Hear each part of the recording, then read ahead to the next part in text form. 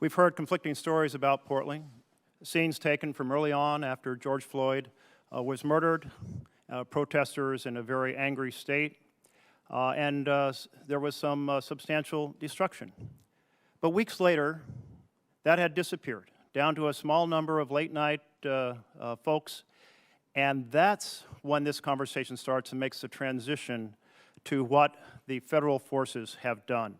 Here's what the scene looked like in Portland when the federal troops were arriving. Thousands of people peacefully protesting. Can we move that into the picture? Holding flowers, dancing, chanting, arguing that we need to have a reform in America so that there is equal public safety for all, equal justice for all. A wall of moms would form to protect the peaceful protesters from the federal forces behind them. Then at about 11 p.m., the federal forces would storm out of the federal building and attack the peaceful demonstration. These forces, wearing camouflage, were armed with military-grade tear gas, flashbang grenades, impact munitions, pepper spray, batons, and they used them all. Picture this. 3 officers attack a 53-year-old Navy veteran, Chris David. 2 hit him with batons, while a third pepper sprays his face while he stands with his hands at his side. He just wanted to talk to Trump's officers about why they were arresting protesters without probable cause. Or picture this. A young man named Donovan LaBella stands facing the troops holding a radio over his head.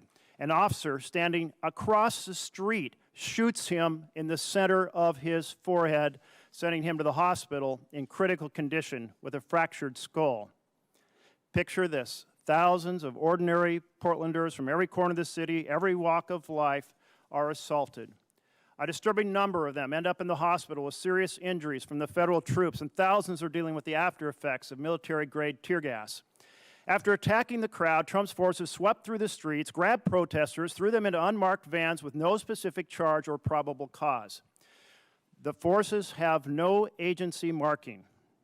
If they do, it's hidden. They have no unique identifiers. There's no way to hold anyone accountable for outrageous acts against peaceful protesters. These features, officers with no identity attacking protesters, sweeping some into unmarked vans, are the features of secret police tactics from around the world. I never thought an American president would bring such tactics to the streets of America, but Trump has. So we should pass a No Secret Police in America Act to end it if we want to protect peaceful assembly in the United States of America. These tactics, Mr. Chairman, were not about arresting anarchists. Chris David, Donovan LaBella, thousands of peaceful protesters were not anarchists. They are citizens who love their Constitution and believe that in our We the People Republic, we have a responsibility to call for justice. And call they have, day after day, week after week. These Americans inspire me, and they should inspire you. Have there been incidents of violence and destruction by a few? Yes. And I don't condone vandalism, and I condemn anyone threatening harm to anyone else. But Trump's forces did not arrest violent few. They attacked the peaceful many. There is a world of difference in that. I encourage you to listen to firsthand witnesses to the violent tactics of Trump's forces. I read a lot of them on the floor, but here's another one. Ellen Urbani, a former Peace Corps volunteer, observes, "So I'm standing there the whole time, and I'm really just trying to pay attention and thinking, I haven't heard anything. They haven't told us we have to clear the street. They haven't declared it a riot. There was nothing. Then we were gassed. No one gave any warnings."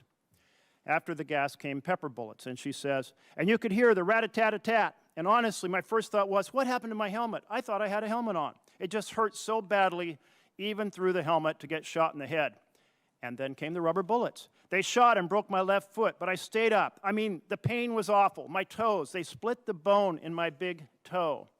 And then came more tear gas." And she says, "And the girl on my left, the tear gas canister was shot directly into her head." All of us here, sworn to defend the Constitution, should condemn these secret police paramilitary-style attacks on citizens.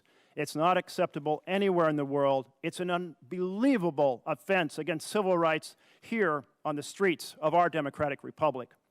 President Trump first tried this strategy out in D.C., deploying unmarked forces in some locations while attacking peaceful protesters across from the White House. Next, he brought the strategy to Portland. Then he bragged about plans to use the same tactics against cities with Democratic mayors: Baltimore, Philadelphia, New York City, Detroit, Chicago, and Oakland. Simultaneously, he launched a presidential ad campaign about being a strong law and order president. President Trump is confused. Using secret police tactics against peaceful Black Lives Matter protesters doesn't make him a defender of law and order. It makes him a violent suppressor. After national coverage of these tactics, President Trump retreated, withdrawing his federal agents from Portland. The protests since have been peaceful celebrations focused on the message of the BLM movement. I went and saw it myself this past weekend. I spoke at a rally hosted by the local chapter of the NAACP. I walked around, talked with folks who have been there day after day, week after week. These men and women want our nation to reckon with the systemic racism that remains at the heart of so many of our institutions and which has shaped life in this country for more than 4 centuries. Closing with this quote: the great Supreme Court Justice Thurgood Marshall once said, "I wish I could say that racism and prejudice were only distant memories. We must dissent from the indifference. We must dissent from the apathy. We must dissent from the fear, the hatred, and the mistrust.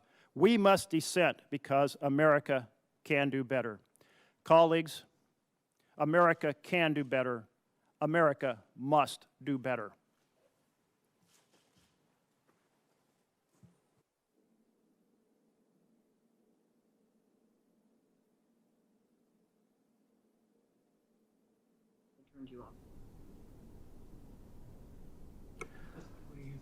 Okay, we'll now call forward our first panel.